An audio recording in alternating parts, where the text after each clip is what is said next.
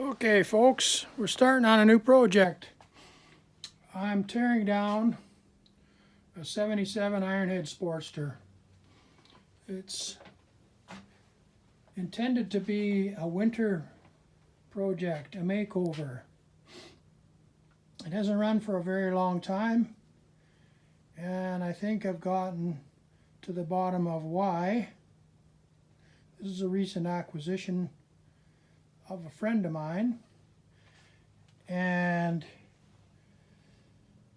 the old story, it was my dad's bike and I want to get it going, and that's all good, but we got some serious issues going on here, and this has turned into sort of a, let's call it an autopsy. I'm going to show you guys some stuff here, like why you shouldn't use silicone. You may notice here that this cover's been put on with a gasket and silicone. That creates different problems down the road. And I also noticed that this idler gear, which drives the generator, has the bushing on it that was in the cover. So I found some shim stock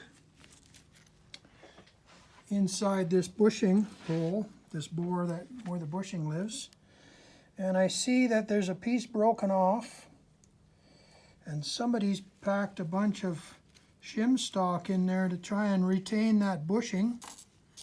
And it also looks like they put a gob of epoxy or something in there to kind of hold all of that crap together. That was going to fail. It was a bad idea right from the beginning. What needed to happen is they should have got a new cover. So this engine's been out before. It's been messed with before. The pistons are 30 over.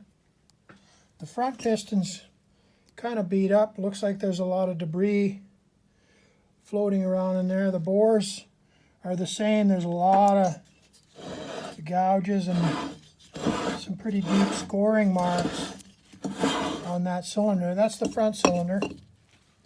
This back cylinder, even worse. Some really deep scoring marks on that piston.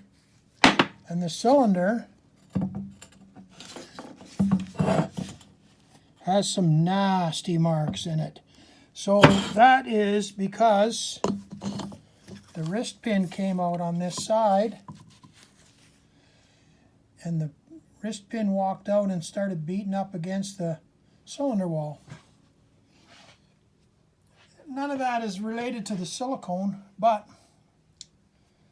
I can't drive home the point hard enough that silicone is a bad thing. So here's your oil pump. Here's the oil pump, and it's all goobered up with silicone. There's gaskets and O-rings and different things that are designed to seal up this pump. So it's not necessary to use silicone on any of these gaskets. Just new gaskets, good clean assembled parts, and a torque wrench is all you really need. Silicone, not a good thing. Same thing with these base gaskets. They're all goobered up with silicone. Primary cover gasket, same thing. And I can see in here in this, on this pinion shaft, that nut's beat all to hell. The lock tab that's supposed to be folded over, it's missing. And inside here, there's a bearing race that's hanging out. It's getting chewed up by the oil pump drive gear. That gear right there.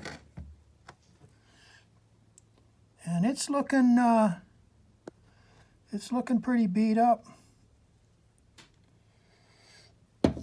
So there's a lot going on, a lot of problems with this engine. I'm tearing it down. I'm trying to make it lighter so I can take it out of the chassis. The chassis needs a bit of work. There's a bunch of holes drilled in the backbone, which I've plug welded. And somebody cut off the upper rear engine mount I'm going to come up with a solution for that. Over on this side, I've already peeled some of this stuff off, but you can see all the silicone on the gaskets, and there's balls of silicone everywhere.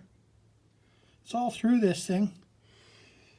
That's what was in the transmission, is a bunch of really nasty sludge. I've yet to tear down this clutch and transmission, but that's coming up right away here. Oh, also, this is the timing plug. It's stripped. This is somebody's backyard fix to keep the timing plug from blowing out. So we're going to probably address that problem too. There's some more silicone where the generator goes.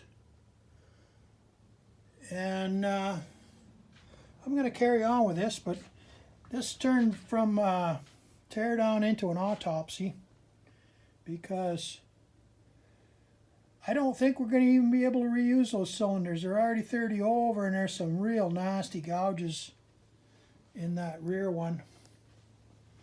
This is going to get kind of expensive here real quick.